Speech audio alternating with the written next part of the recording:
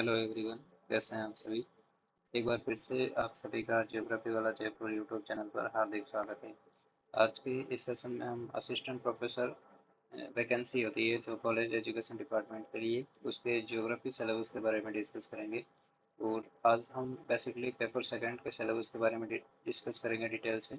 हम सिलेबस को part wise और यूनिट वाइज डिस्कस करेंगे और जो सिलेबस का नेचर है उसको समझने की कोशिश करेंगे। साथ में जो इम्पोर्टेंट बुक लिस्ट है उसको भी डिस्कस करेंगे कि जो यूनिट वाइज इम्पोर्टेंट बुक है कौन सी है उसके बारे में।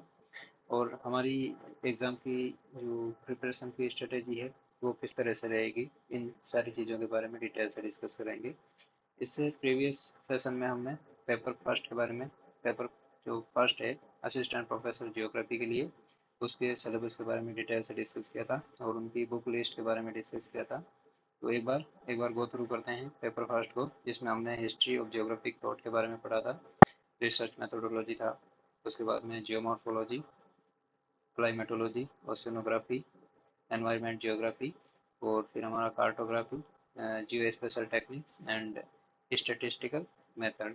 तो ये हमारे पेपर फर्स्ट में मेन टॉपिक है, जिसमें फिजिकल ज्योग्राफी, रिसर्च और ह्यूमन ज्योग्राफी का ज्योग्राफिकल थॉट वाला पोर्शन और बाद में प्रैक्टिकल ज्योग्राफी से संबंधित था। तो पेपर सेकंड में जो बेसिक पोर्शन है हमारा, जो अप्लाइड जियोग्राफी से संबंधित है। अप्लाइड जियोग्राफी का मतलब है इसमें इकोनॉमिक जियोग्राफी से संबंधित पोर्शन है। उसके बाद में सोशल एंड कल्चरल जियोग्राफी है, फिर पॉलिटिकल जियोग्राफी है। तो उसके बाद में इंडिया और राजस्थान की जियोग्राफी है। तो जो ह्यूमन जियोग्राफी का जो ज़्यादातर पोर्शन है वो सेकंड पेपर में आता है असिस्टेंट प्रोफेसर के लिए। तो ये थ्योरी बेस्ड ज़्यादा है। लेकिन जो फर्स्ट पेपर का सिलेबस है उसमें जियोमॉर्फोलॉजी है, क्लाइमेटोलॉजी, ओशियनोग्राफी, एनवायरनमेंट जियोग्राफी, फिर प्रैक्टिकल जियोग्राफी, और उसके बाद में जो ह्यूमन जियोग्राफी की एक यूनिट है।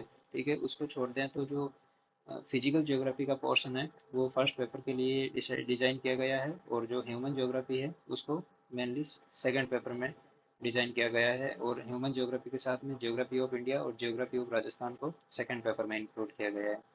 तो इसके सिलेबस को हम डिटेल से डिस्कस करेंगे। तो चलिए सिलेबस को एक बार डिटेल से डिस्कस करते हैं। उससे पहले जो पेपर का पैटर्न है उसको देख लेते हैं कि ऑब्जेक्टिव टाइप्स पेपर बनेगा आपका, एमसीक्यूज बेस्ड क्वेश्चन आएंगे आपके, और मैक्सिमम मार्क है वो 75 मार्क्स का होगा।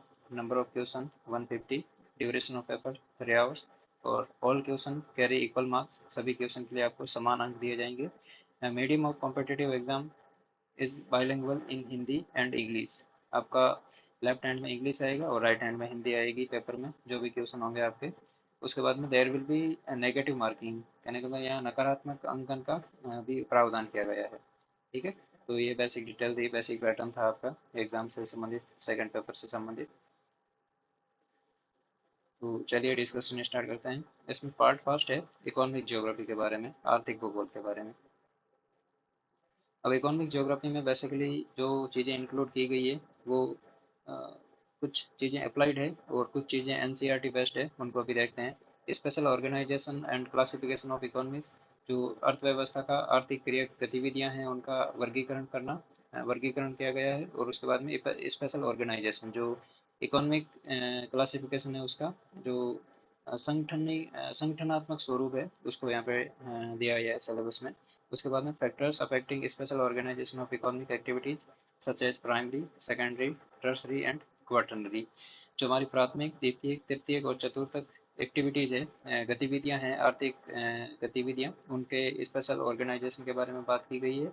और जो स्पेशल ऑर्गेनाइजेशन है इन एक्टिविटीज का, उनको कौन कौन से कारक प्रभावित करते हैं, अफेक्टिंग फैक्टर कौन कौन से हैं, उनके बारे में बात की गई है। तो ये आपका पोर्शन है जो एनसीईआरटी में इसका बेसिक दे रखा है। ट्वेल्थ की एनसीईआरटी ह्यूमन ज्योग्राफी, जिसका भी इस यूट्यूब चैनल पर डिस्कशन चल रहा है।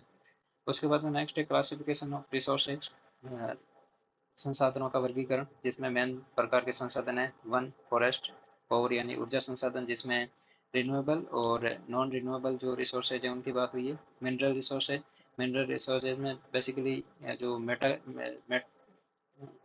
जो मिनरल रिसोर्सेज है उनमें पहला है मेटेलिक मिनरल्स और दूसरा है नॉन मेटेलिक मिनरल्स, लोह धातु और अलोह धातु। उसके बाद में कंजर्वेशन ऑफ रिसोर्सेज, संसाधनों का संरक्षण। वर्ल्ड एनर्जी क्राइसिस, जो वैश्विक ऊर्जा संकट है, जो बेसिकली गल्फ वॉर के बाद में देखा गया था पहली बार, जो वर्ल्ड एनर्जी क्राइसिस था वो गल्फ वॉर के टाइम में देखा गया था।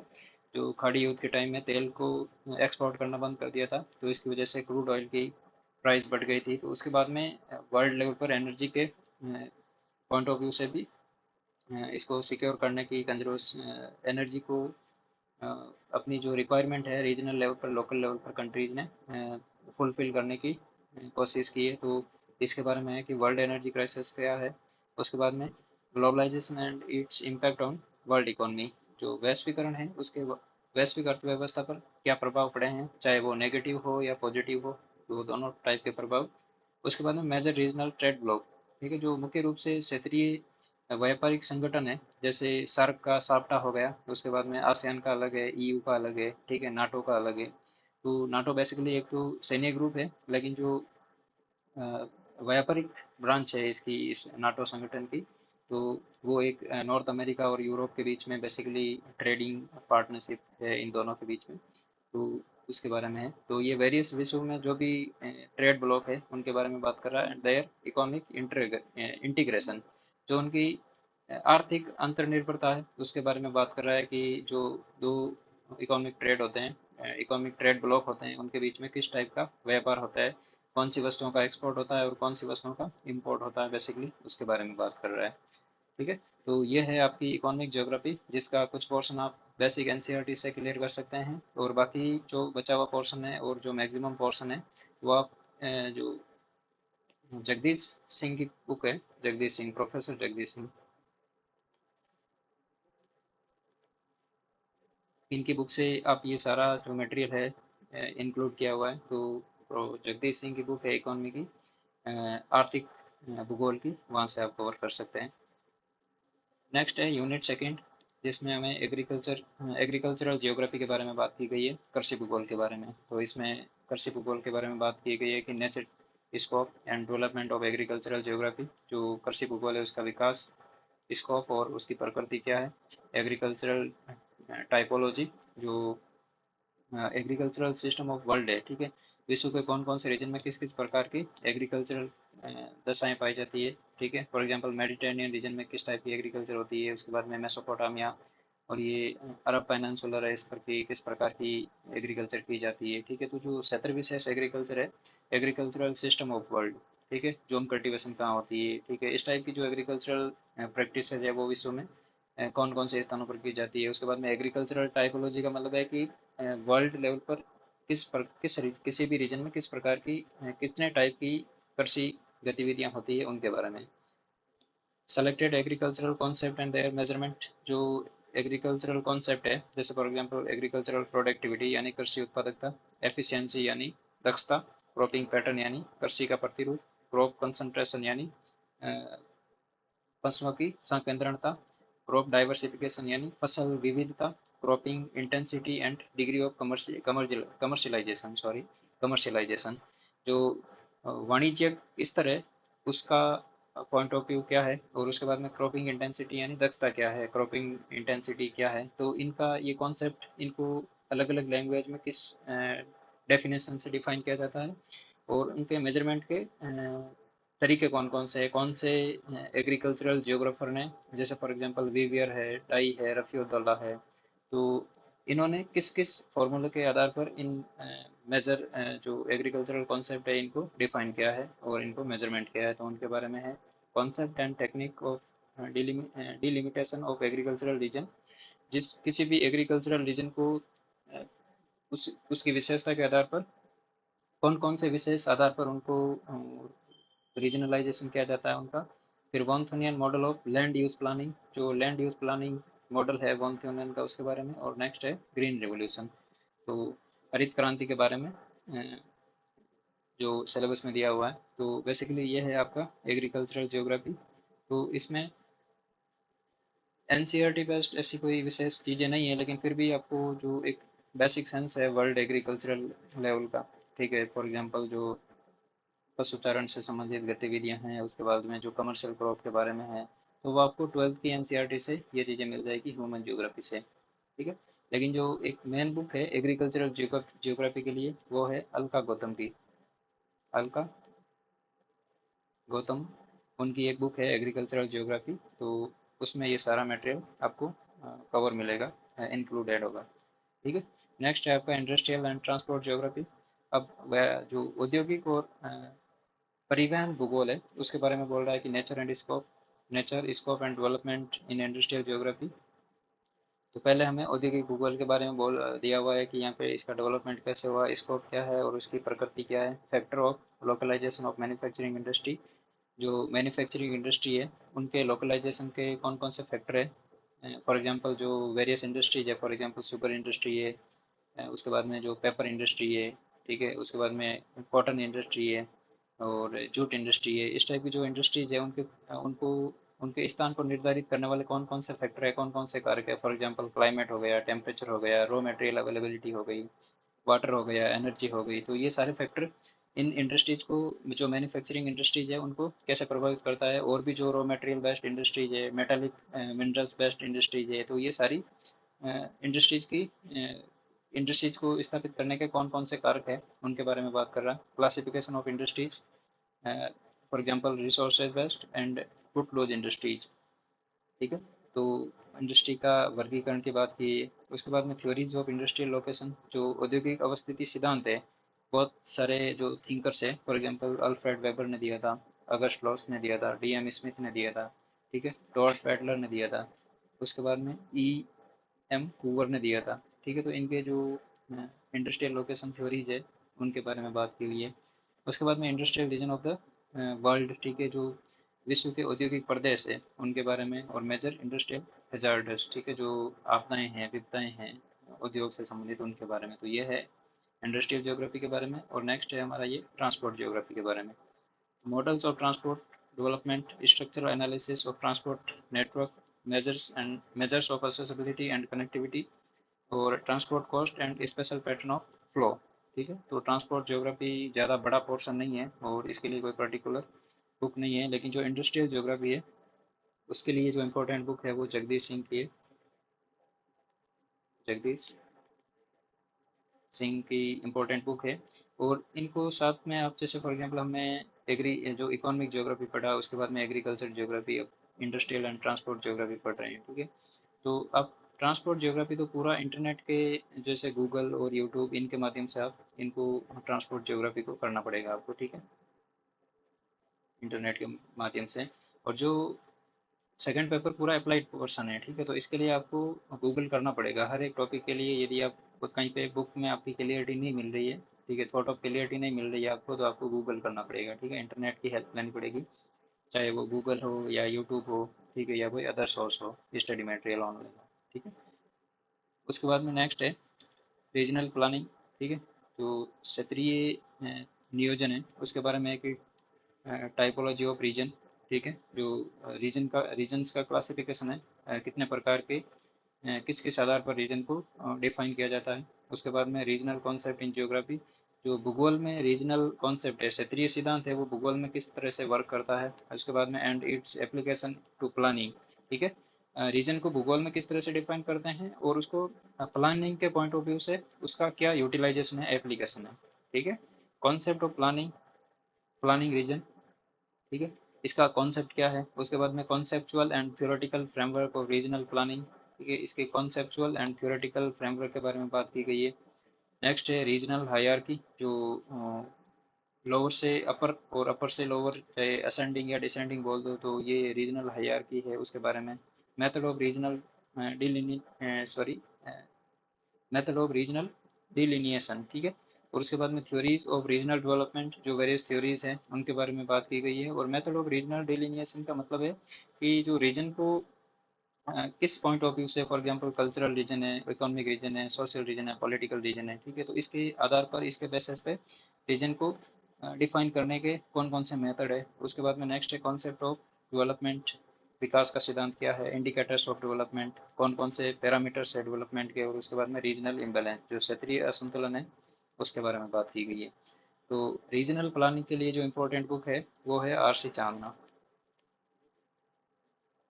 Are C Chandna regional planning के लिए इंपॉर्टेंट बुक है। और थियोरेटिकल पोर्शन है, आपको ज़्यादा मेहनत करनी पड़ेगी इसमें रीजनल प्लानिंग में। तो रीजन को कॉन्सेप्ट के रूप में, फिर टाइपोलॉजी के, फिर इसको कॉन्सेप्चुअल एंड थ्योरेटिकल फ्रेमवर्क, फिर हायरार्की की बात कर रहा है, फिर डिलिनिएशन की बात कर रहा है, फिर theories of regional development, concept of development and indicators of development, ये सारी चीज़ें हैं। नेक्स्ट है population geography, unit 5, paper second की। इसमें nature, scope and development of population geography. Population geography जो जनसंख्या भूगोल है, उसका विकास कैसे हुआ, उसका स्कोप क्या है और उसकी नेचर क्या है, प्रकृति क्या है। Population component and it's characteristic, जो पॉपुलेशन का संगठन है उस और उसके क्या क्या चरित्र है, या उनका बोल दो कौन कौन से गुण हैं पॉपुलेशन कंपोजिशन के। उसके बाद में patterns of world population, distribution, growth and density, जो विश्व की पॉपुलेशन वितरण है और उनकी वृद्धि है और उनका घनत्व है, उनका पैटर्न क्या है। तो उसके बाद में पॉपुलेशन जो पॉलिसीज है, उनके क्या क्या इश्यू है, जो मुद्दे कौन कौन से हैं जनसंख्या नीतियों के संबंध में। और उसके बाद में माइग्रेशन यानी प्रवास, इसके प्रकार कितने हैं, प्रवास के क्या कारण हैं और प्रवास के क्या परिणाम हैं। ठीक है, माइग्रेशन के टाइप, कॉजेज एंड कॉन्सिक्वेंसेज। उसके बाद में pattern and process of migration. Migration migration का पैटर्न क्या है यानी प्रतिरूप क्या है, और प्रोसेस क्या है। प्रोसेस मतलब रीजनल रूरल या रूरल अर्बन, रीजनल नहीं, रूरल या अर्बन। ठीक है, रूरल और अर्बन दो टाइप के क्षेत्रों में माइग्रेशन होता है। तो इनकी चार ब्रांचेज है वापस। फॉर एग्जांपल पहला रूरल से अर्बन हो गया, दूसरा रूरल से रूरल हो गया, तीसरा अर्बन से रूरल हो गया और चौथा अर्बन से अर्बन हो गया। तो इनका प्रोसेस क्या है, सबसे ज़्यादा कौन से स्ट्रीम में होता है, तो इसके बारे में पॉपुलेशन थ्योरीज, माल्थस की, मार्क्स की, सैडलर की। उसके बाद में Ricardo, demographic transition model, population resources region, जो पॉपुलेशन और रिसोर्सेज का जो कॉम्बिनेशन है उसके पॉइंट ऑफ व्यू से, जेंडर डिस्क्रिमिनेशन, जो लैंगिक असमानता है उसके बारे में। और उसके बाद में एम्पावरमेंट ऑफ वुमन, महिला सशक्तिकरण की बात हो रही है। तो इसमें जो शुरुआत में बात बोली है, जो nature, scope, development of population, उसके बाद में population component, characteristic, pattern, distribution, growth, density, migration, ये सारी चीज़ें आपको एनसीईआरटी से मिलेगी। एनसीईआरटी से, ट्वेल्थ की एनसीईआरटी ह्यूमन ज्योग्राफी जिसका भी डिस्कशन चल रहा है। आप ज्योग्राफी वाला जयपुर जो यूट्यूब चैनल है, इसमें प्ले लिस्ट में आपको ये सारे जो ट्वेल्थ क्लास की एनसीईआरटी है इसका डिस्कशन चल रहा है, तो वहाँ पे ये सारे टॉपिक आपको मिल जाएंगे। तो बेसिक आपको एनसीईआरटी से करना पड़ेगा। ट्वेल्थ की एनसीईआरटी में अच्छे से इनकी डेफिनेशन दे रखी है पॉपुलेशन से संबंधित, कि नेचुरल ग्रोथ रेट क्या होती है, नेगेटिव और पॉजिटिव ग्रोथ रेट क्या होती है, चाइल्ड बर्थ रेट क्या होती है, चाइल्ड डेथ रेट क्या होती है, crude birth rate, crude death rate, fertility, जो नेचुरल पॉपुलेशन ग्रोथ रेट है। ये सारी चीज़ें आपको डेफिनेशन एनसीईआरटी में मिलेगी और बॉक्स बना के अच्छी तरह से वहाँ पे समझाई हुई है। उसके बाद में जो माइग्रेशन का क्या कारण है, क्या परिणाम है, क्या पैटर्न है, ये सारी चीज़ें, प्रोसेस है, ये सारी चीज़ें आपको एनसीईआरटी में मिलेगी। एनसीईआरटी ट्वेल्थ क्लास की, जिसका भी डिस्कशन चल रहा है प्रेजेंट टाइम में। और इसी के साथ आप पॉलिटिकल ज्योग्राफी के लिए दो बुकें हैं, उनमें से कोई एक उठा सकते हैं। पहली तो है सक्सेना, ठीक है, पहली है सक्सेना और दूसरी है सुदीप अधिकारी। सुदीप सुदीप अधिकारी। तो इनमें से जो भी आपको बेस्ट लगे सिलेबस के पॉइंट ऑफ व्यू से, तो दोनों ही बुकें अच्छी है। आपको लैंग्वेज के हिसाब से जो अच्छी लगे, प्रायोरिटी सक्सेना को देना। इसमें जो सिलेबस है वो अच्छे से डिज़ाइन किया हुआ है, अच्छे से इनमें चीज़ें इंक्लूड की गई है। लेकिन सुदीप अधिकारी भी अच्छी है, क्योंकि लैंग्वेज के पॉइंट ऑफ व्यू से थोड़ी डिफिकल्ट रहती है। नेक्स्ट है आपकी यूनिट 6 है, वो सेटलमेंट ज्योग्राफी के बारे में, जिसमें साइट, सिचुएशन, टाइप, साइज और spacing and internal morphology of rural and urban settlement. तो ये रूरल और अर्बन अर्बन सेटलमेंट की बात हो रही है यहाँ पे। इसने साइट क्या है, सिचुएशन, टाइप और साइज, ये सारी चीज़ें दोनों के पॉइंट ऑफ व्यू से है। उसके बाद में ecological process of urban growth, जो अर्बन ग्रोथ है उसकी इकोलॉजिकल प्रोसेस का कॉन्सेप्ट क्या है, ये किसने दिया था। Special pattern and distribution of urban centre, जो अर्बन सेंटर है उसका स्पेशल पैटर्न क्या है, उनका डिस्ट्रीब्यूशन क्या है। उसके बाद में रैंक साइज रूल क्या है, रैंक साइज रूल नीचे है। ये अर्बन रूरल अर्बन फ्रिंज क्या है, जो अर्बन और रूरल एरिया के बीच में जो कंटिजेंसी होती है, ठीक है, जो कंटिन्यूटी होती है, उसको रूरल अर्बन फ्रिंज बोलते हैं। तो ये कॉन्सेप्ट किसने दिया था, ये क्या है, सिटी रीजन क्या है। और उसके बाद में सेटलमेंट सिस्टम क्या है, ये कॉन्सेप्ट किसने दिया था। प्राइमेट सिटी क्या है, जो मार्क जेफरसन ने दी थी। उसके बाद में रैंक साइज रूल जो जी के जिप का है। उसके बाद में सेटलमेंट हायरार्की क्या है, और क्रिस्टलर सेंटर प्लस थ्योरी क्या है, अगस्ट लॉच की जो थ्योरी ऑफ मार्केट सेंटर है, और कॉन्सेप्ट ऑफ स्मार्ट सिटी है। तो इनके बारे में ये सारी चीज़ें हैं। तो इनका जो बेसिक है, जो शुरुआत में साइट और टाइप क्या है, साइज क्या है, ये आपको एनसीईआरटी में मिलेगा, इसका भी बेसिक। और आने वाले टाइम में इसका डिस्कशन भी हम करेंगे, ठीक है। तो आपको एनसीईआरटी का जो भी डिस्कशन होगा आपको इस यूट्यूब चैनल पर प्रोवाइड हो जाएगा, अवेलेबल हो जाएगा। तो इसके बाद में जो सेटलमेंट ज्योग्राफी की इम्पोर्टेंट बुक है, वो एस डी मौर्य सर की है, ठीक है। एक मिनट, सॉरी मैंने यहाँ पे एक बुक गलत बता दिया आपको। जो पॉपुलेशन ज्योग्राफी की इम्पोर्टेंट बुक है, वो एस डी मौर्य सर की है, ठीक है। पॉपुलेशन ज्योग्राफी की इम्पोर्टेंट बुक है वो एस डी मौर्य सर की है। और सेटलमेंट ज्योग्राफी की भी जो इम्पोर्टेंट बुक है वो एस डी मौर्य सर की है। और जो मैंने आपको बुक में बताई है सक्सेना और सुदीप अधिकारी, वो पॉलिटिकल ज्योग्राफी की है। तो उसके लिए सॉरी, अभी नेक्स्ट आके डिस्कस करेंगे उनको भी, ठीक है। तो एस डी मौर्य से आप सेटलमेंट ज्योग्राफी कर सकते हैं। लेकिन एस डी मौर्य में ज़्यादा ये जो थ्योरीज वगैरह है, इनको डिटेल से कवर नहीं किया हुआ है, ठीक है। वो आपको इंडस्ट्रियल ज्योग्राफी में मिलेगा, ठीक है। वो नेक्स्ट है socio cultural and political geography, जिसमें पहला है socio cultural. Nature and scope of social geography, जो सामाजिक भूगोल है उसका नेचर क्या है और स्कोप क्या है। Social structure and social process क्या है, जो सामाजिक संरचना और सामाजिक प्रक्रिया है उसके बारे में बात की हुई है। ये थियोरेटिकल पोर्शन है पूरा।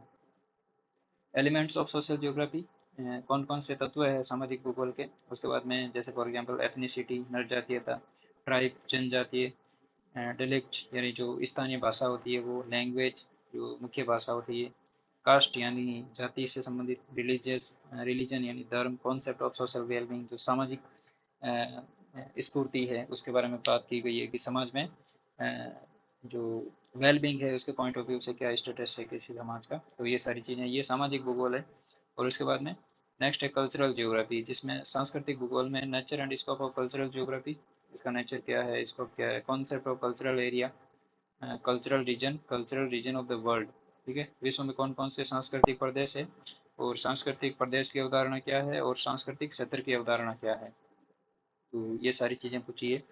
और इसके बाद में theory of tribal groups, environmental impact on dwelling places on as a cultural expression, जो कल्चरल एक्सप्रेशन के पैलेस है, ठीक है, जहाँ पे संस्कृति को आगे बढ़ावा दिया जाता है उनको, ऐसे कौन कौन से पैलेस है, ठीक है, कौन से स्थान है ऐसे।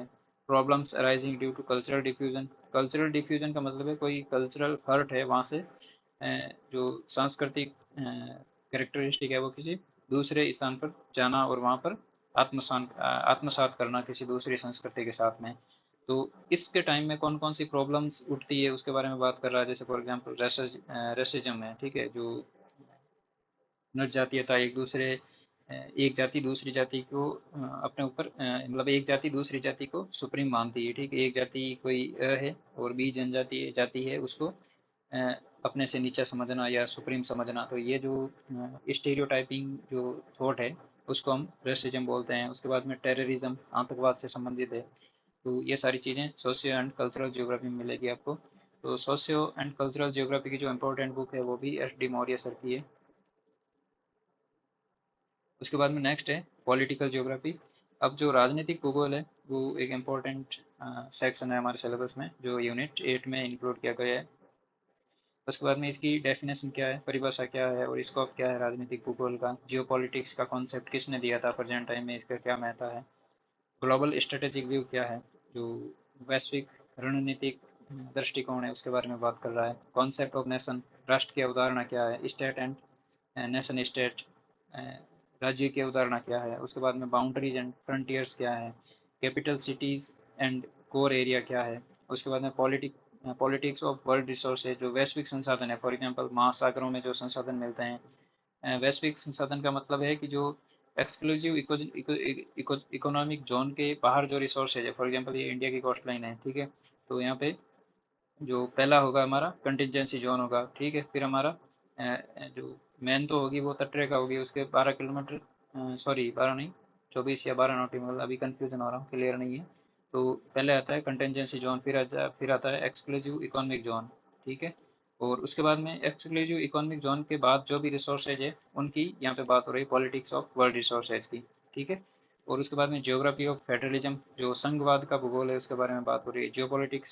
Geopolitical significance of Indian ocean, जो हिंद महासागर है उसमें जियोपॉलिटिक्स की क्या महत्ता है, ठीक है। उसके बाद में डेवलपमेंट ऑफ इलेक्ट्रल जियोग्राफी, जो चुनाव का भूगोल है उसके बारे में बात कर रहा है कि चुनाव के भूगोल की राजनीतिक भूगोल में क्या महत्ता है, क्या विशेषता है, इसका कैसे इमरजेंस हुआ है, प्रेजेंट टाइम में ये कैसे वर्क कर रहा है। तो इसके लिए आपको जो इम्पोर्टेंट पुस्तक है वो सक्सेना सर की है, या फिर दूसरी सुदीप अधिकारी सर की है। इनमें से कोई एक बुक आप पुटअप कर सकते हैं। और उसके बाद में नेक्स्ट है, आपको साथ में गूगल करना पड़ेगा, ठीक है। यूट्यूब या गूगल की मदद लेनी पड़ेगी। ये सारी चीज़ें अप्लाइड पोर्शन है, प्रेजेंट टाइम में चीज़ें ऐड होती जाती है। नेक्स्ट है ज्योग्राफी ऑफ नेचर। अब geography of nature, geography of India के बारे में, ठीक है। नेक्स्ट अपनी यू जो पार्ट है चौथा वो है रीजनल ज्योग्राफी। रीजनल ज्योग्राफी में पहला पार्ट है ज्योग्राफी ऑफ इंडिया और सेकंड पार्ट है ज्योग्राफी ऑफ राजस्थान। तो ज्योग्राफी ऑफ इंडिया में पहला है फिजियोग्राफिक डिवीजन, जो भू आकृति की विभाजन है। जलवायु है, क्लाइमेट, वेजिटेशन यानी वनस्पति, ड्रेनेज अपवा तंत्र के बारे में, और मेजर सॉइल्स टाइप के बारे में, जो मिट्टी के बारे में। और उसके बाद में नेचुरल डिजास्टर, जो प्राकृतिक आपदाएं हैं इंडिया की, जैसे भूकंप कौन से रीजन में आता है, बाढ़ से कौन से रीजन प्रभावित है, ड्रोट फिर सूखे से कौन से रीजन में प्रभावित होता है, साइक्लोन, चक्रवात, सुनामी। तो इस जो नेचुरल डिजास्टर वाला पोर्शन और यहाँ तक सॉइल्स तक, physiographic division, climate, vegetation and major soils, इनका एनसीईआरटी में अच्छे से चीज़ें दे रखी है। तो जो 11th क्लास की एनसीईआरटी है भारत का भौतिक पर्यावरण, उसको हमने कंप्लीट डिस्कशन कर लिया है। उसके मुश्किल से 23 सेशन होंगे। तो इस वीडियो के डिस्क्रिप्शन में आपको इस प्लेलिस्ट का लिंक मिल जाएगा, ठीक है, ज्योग्राफी वाला जयपुर यूट्यूब चैनल पर। तो इस जो 11th क्लास की एनसीईआरटी है इसका कंप्लीट डिस्कशन हो चुका है, तो एक बार आप जरूर इस प्लेलिस्ट को भी देखना। तो इसमें अच्छे से जो इंडियन फिजियोग्राफिक डिवीजन है, फॉर एग्जांपल हिमालय है, मैदानी क्षेत्र है, फिर प्रायद्वीपीय पठार है, ठीक है, फिर तटीय मैदान है, और द्वीपीय प्रदेश है, मरुस्थल है, सेवन सिस्टर स्टेट में जो फिजियोग्राफिक डिवीजन है उसके बारे में, क्लाइमेट के बारे में, ये सारी चीज़ें डिटेल से डिस्कस की हुई है वहाँ पे। तो 11th क्लास की एनसीईआरटी। नेक्स्ट है वाटर रिसोर्सेज, इरिगेशन, एग्रीकल्चर, जो सिंचाई से संबंधित है, जल संसाधन की बात हो रही है। एग्रीकल्चर में मेजर फूड क्रॉप, जो खाद्य फसलें। और नेक्स्ट है कमर्शियल क्रॉप, जो वाणिज्यिक फसलें हैं उनके बारे में बात हो रही है। इसके बाद में ग्रीन रिवोल्यूशन, हरित क्रांति के बारे में, फूड सिक्योरिटी, जो खाद्य सुरक्षा की बात हो रही है। नेक्स्ट है एग्रो क्लाइमेटिक रीजन, जो कृषि जलवायु प्रदेश है उनका, इंडिया को कौन कौन से कृषि जलवायु प्रदेशों में बांटा गया है उनके बारे में। और उसके बाद में एक जो एग्रो क्लाइमेटिक रीजन है उनके कौन कौन से बेसेज है, टेम्परेचर, क्लाइमेट, रेनफॉल, और जो रीजनल वेराइटी वेरिएशन है, ठीक है, उनके आधार पर इनको एग्रो क्लाइमेटिक जोन को इनका डिवीजन किया गया है। उसके बाद में मिनरल एंड पावर रिसोर्स है, मेटालिक एंड नॉन मेटालिक, और renewable and non renewable energy resources के बारे में बात की हुई है। Major industries and industrial region कौन कौन से हैं इंडिया के, मुख्य उद्योग कौन कौन से हैं और उनके रीजन कौन कौन से हैं, ठीक है। फॉर एग्जांपल छोटा नागपुर पठारी रीजन, उसके बाद में ये जो मिडलैंड वैसीन है, ठीक है। और उसके बाद में कर्नाटका वाला रीजन है, आंध्र प्रदेश और तेलंगाना वाला रीजन है। उसके बाद में ऊपर जो गंगा घाटी वाला मैदानी रीजन है, वहाँ पर जो इंडस्ट्रियल कंसंट्रेशन है, फॉर एग्जांपल यूपी है, बिहार है, वेस्ट बंगाल है, और इधर दिल्ली के आसपास वाला रीजन है। तो इसमें जो इंडस्ट्रियल रीजन है, मेन कौन सी इंडस्ट्री यहाँ पे डोमेन है। उसके बाद में नेक्स्ट है पॉपुलेशन डिस्ट्रीब्यूशन एंड ग्रोथ, जनसंख्या वितरण एवं वृद्धि के बारे में, पॉपुलेशन प्रॉब्लम, मुख्य समस्या कौन कौन सी है, और पॉलिसीज़ के बारे में बात कर रहा है, इंडिया की पॉपुलेशन पॉलिसी के बारे में बात कर रहा है। फिर ट्राइब्स, जो जनजातीय ट्राइबल एरिया, जो जनजातीय रीजन है, कौन से रीजन में कौन सी जनजातियाँ पाई जाती है, जैसे संताल है, भील है। तो ये जनजातियाँ किस रीजन में डोमेन है उसके बारे में। और उसके बाद में देयर प्रॉब्लम्स, उनकी समस्याएं क्या है। Regional disparities in social and economic development, जो सामाजिक और आर्थिक विकास हुआ है उसमें क्षेत्रीय विभिन्नताएं किस प्रकार की उभरी हुई है भारत में, उसके बारे में बात कर रहा है। और नेक्स्ट है रीजनल प्लानिंग इन इंडिया, जो भारत में क्षेत्रीय नियोजन है, ठीक है। आर्थिक जो विकास का एक पॉइंट है क्षेत्रीय नियोजन, जिसमें प्लानिंग करके किसी रीजन का डेवलपमेंट करना। फॉर एग्जांपल दिल्ली एनसीआर, ठीक है, Delhi NCR national capital region, तो इसको एक एग्जांपल मान सकते हैं। फिर दामोदर वैली कॉरपोरेशन, डीवीसी, तो ये भी एक प्लानिंग रीजन है इंडिया का। तो दूसरे आइसलैंड रीजन है उन वहाँ पे भी एक पर्टिकुलर अप्रोच है डेवलप करने की वहाँ पे। तो ये है प्लानिंग रीजन के पॉइंट ऑफ व्यू से। और नेक्स्ट है, पहला है regional planning in India and planning region. ठीक है, दो अलग अलग कॉन्सेप्ट है। Regional planning in India, Bharat में क्षेत्रीय नियोजन किस प्रकार का है, और एक कॉन्सेप्ट है क्षेत्रीय नियोजन, उसकी डेफिनेशन क्या है, उनके करेक्टरिस्टिक क्या है, कॉन्सिक्वेंसेज क्या है, कौन से फैक्टर इनको रीजनल प्लानिंग रीजन्स को इम्पैक्ट करता है, ये सारी चीज़ें इसमें हैं, दोनों अलग अलग है। उसके बाद में development of road rail and inland waterway. ठीक है, तो सड़कों का विकास, रेल मार्गों का विकास, इनलैंड वाटरवे, ठीक है, आंतरिक जल मार्ग के बारे में। फिर नेचुरल डिजास्टर इन इंडिया, ये हमने पहले पढ़ लिया था, अभी डिस्कस किया था। तो जो ये टॉपिक है, ये और नेचुरल डिजास्टर वाला ये टॉपिक, ये तो आपको 11वीं क्लास की एनसीईआरटी में मिलेगा। और जो बचा रह गया जो भी पोर्शन है, ठीक है, चाहे वो इंडस्ट्री हो, एग्रीकल्चर हो, पॉपुलेशन हो, ठीक है, और ट्राइबल से संबंधित बात कर रहा हो, और ट्रांसपोर्टेशन से संबंधित बात कर रहा हो, ये आपको 12वीं की ह्यूमन ज्योग्राफी है, इंडिया डेवलपमेंट एंड इकोनॉमी। ठीक है, तो इसके नाम से 12वीं की जो ज्योग्राफी की बुक है उसका डिस्कशन, अभी हम 12वीं ज्योग्राफी की जो ह्यूमन की बुक है उसका डिस्कशन चल रहा है। तो मुश्किल से उसका डिस्कशन 10 दिन के अंदर अंदर कंप्लीट हो जाएगा। तो 10 दिन के बाद में इस 12वीं की जो बुक है इंडिया के संबंध में उसका भी हम डिस्कशन करेंगे। तो ये सारी चीज़ें हम इंडिया के पॉइंट ऑफ व्यू से, एनसीईआरटी के पॉइंट ऑफ व्यू से इस यूनिट को डिस्कस कर रहे हैं। तो आप एक बार प्ले लिस्ट में जरूर विजिट कीजिए और वहाँ पे जो 11वीं क्लास की एनसीईआरटी है भारत का भौतिक पर्यावरण, उसके डिस्कशन को एक बार गो थ्रू कीजिए। नेक्स्ट है हमारा यूनिट, 10th नंबर यूनिट है, वो जियोग्राफी ऑफ राजस्थान के संबंध में है। ठीक है, अब इसमें फिजियोग्राफिक डिवीजन की बात कर रहा है। सेम जो इंडिया में बात हो रही थी वैसे वैसे राजस्थान में भी है। जैसे फिजियोग्राफिक डिवीजन के बारे में क्लाइमेट, रिवर्स एंड लेक्स के बारे में, soil, vegetation, minerals and power resources, agriculture and irrigation, agro climatic region के बारे में, लाइव स्टॉक, पशुधन के संबंध में, major industries and industrial region के बारे में, साइट्स ऑफ जियो टूरिज्म के बारे में, population distribution, density, growth, sex ratio, literacy, SC ST population के बारे में, एनवायरमेंटल प्रॉब्लम्स के बारे में, desertification, deforestation and soil erosion, biodiversity and its conservation and development programmes. तो ये सारी चीज़ें राजस्थान के पॉइंट ऑफ व्यू से हैं। तो जो इंडियन ज्योग्राफी है इसके लिए एक इम्पोर्टेंट बुक है। तो है तो थोड़ी वो बड़ी है, लेकिन इस सिलेबस के पॉइंट ऑफ व्यू से एक तो आपको एनसीईआरटी पढ़नी पड़ेगी, एक मिनट, एक तो आपको 11th और 12th की एनसीईआरटी पढ़नी पड़ेगी जो इंडिया के संबंध में है। ठीक है, और दूसरा आपको एक माजिद हुसैन सर की बुक है, माजिद हुसैन सर की बुक है, उसका मेन जो थीम है वो यूपीएससी का ऑप्शनल पेपर होता है ज्योग्राफी का, सेकंड पेपर इंडिया के संबंध में होता है। तो उसके पॉइंट ऑफ व्यू से उस बुक को डिज़ाइन किया हुआ है। लेकिन हमारे असिस्टेंट प्रोफेसर के सिलेबस और जो कंपटीशन का लेवल है और इसके बाद में जो पेपर के पैरामीटर है डिज़ाइन करने के, उसके पॉइंट ऑफ व्यू से ये बुक बहुत इंपॉर्टेंट है। ठीक है, तो ये बुक सबसे कारगर बुक है इंडियन ज्योग्राफी के लिए, वो है माजिद हुसैन सर की। और उसके साथ में 11th और 12th की ज्योग्राफी जिसका भी डिस्कशन चल रहा है। और नेक्स्ट है हमारी जो राजस्थान की ज्योग्राफी। तो राजस्थान की ज्योग्राफी के लिए दो बुकें हैं, उनमें से कोई भी आप एक उठा लेना। एक तो बल्ला और दूसरी है सक्सेना। ठीक है, तो इन दो बुकों में से कोई भी आप एक बुक पुटअप कर सकते हैं और अपना इस राजस्थान का पोर्शन कंप्लीट कर सकते हैं। और इसके साथ में अभी जो यूट्यूब चैनल की बात करें विशेष तौर से ज्योग्राफी वाला जयपुर, तो एक तो आपको कंप्लीट एनसीईआरटी का डिस्कशन मिलेगा, जो 11th की दो एनसीईआरटी है और 12th की दो एनसीईआरटी है उसके बारे में। और फिर 11th और जो 12th की एनसीईआरटी है प्रैक्टिकल की।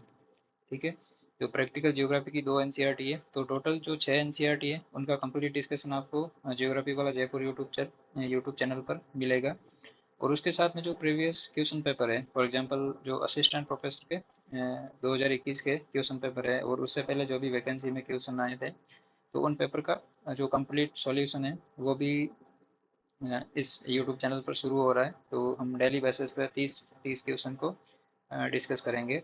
तो जैसे फॉर एग्जांपल 150 क्वेश्चन है, ठीक है, एक पेपर में 150, दूसरे पेपर में, ऐसे करके 2021 में जो वैकेंसी हुई थी उससे पहले जो वैकेंसी हुई थी उसके भी जो क्वेश्चन पेपर है, तो हमें एक जो क्वेश्चन पेपर का पैटर्न पता चल जाएगा कि एग्जाम में किस टाइप के क्वेश्चन पूछे जा रहे हैं और हमारी जो प्रिपरेशन का लेवल है वो किस तरह का है।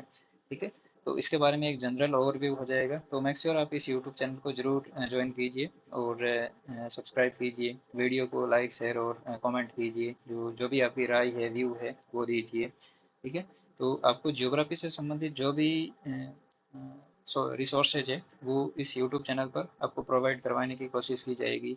और एंड में आपको जो एनसीईआरटी है 11th और 12th क्लास की, उनके शॉर्ट नोट्स अभी डिज़ाइन करने का प्लान है। ठीक है, तो बाद में आपको यदि रिक्वायरमेंट हो तो आप इस यूट्यूब चैनल को ज्वाइन कीजिए, जब भी नोट्स कंप्लीट होंगे आपको इन्फॉर्म कर दिया जाएगा। ठीक है, तो शॉर्ट नोट्स होंगे और वो एग्ज़ाम के पॉइंट ऑफ व्यू से इम्पोर्टेंट होंगे। ठीक है, और उसके साथ में जो 11th और 12th की एनसीईआरटी चल रही है और क्वेश्चन पेपर चल रहे हैं, और साथ में जो भी इंडिया और राजस्थान से संबंधित ज्योग्राफी है उसके जो इम्पोर्टेंट टॉपिक है करंट के हो, फॉर एग्जांपल जो बायोडाइवर्सिटी से संबंधित टॉपिक हो, चाहे वो पॉपुलेशन सेंसस से संबंधित हो, चाहे वो जो फॉरेस्ट रिपोर्ट है उससे संबंधित हो, जो ऐसे करंट के डाटा है जो एग्जाम में पूछे जाते हैं बेसिकली, उनके बारे में भी साथ में डिटेल से डिस्कस करते जाएंगे। तो चलिए, आज के सेशन में इतना ही है, और नेक्स्ट जो हमारा तीसरा जो पेपर है इसको हम आने वाले सेशन में डिस्कस करेंगे, वो जनरल स्टडीज के संबंधित है राजस्थान का। ठीक है, तो इस पेपर को हम नेक्स्ट सेशन में कभी डिस्कस करेंगे। तो ये था हमारा ज्योग्राफी का असिस्टेंट प्रोफेसर का पेपर फर्स्ट, और आज हमने पेपर सेकंड को डिस्कस किया था। तो ये है हमारा पेपर सेकंड। ठीक है, तो पेपर सेकंड जो अप्लाइड पोर्शन है, तो इसको थोड़ा अच्छे से तैयार करने की ज़्यादा मेहनत पेपर सेकंड में करनी पड़ेगी। पेपर फर्स्ट है जो फैक्चुअल है, जो फंडामेंट जो फिजिकल ज्योग्राफी का पोर्शन है, तो उसमें इतनी ज़्यादा प्रॉब्लम नहीं आएगी। तो उसके लिए भी अच्छे से बुक वगैरह जो इम्पोर्टेंट बुक्स है उनको डिस्कस किया हुआ है। तो एक बार आप यदि पेपर फर्स्ट का सिलेबस नहीं देखा है तो आप पेपर फर्स्ट का भी जरूर देखिए। ठीक है, आपको हेल्प मिलेगी प्रिपरेशन में। तो आज के इस सेशन में इतना ही है, चलिए, थैंक यू।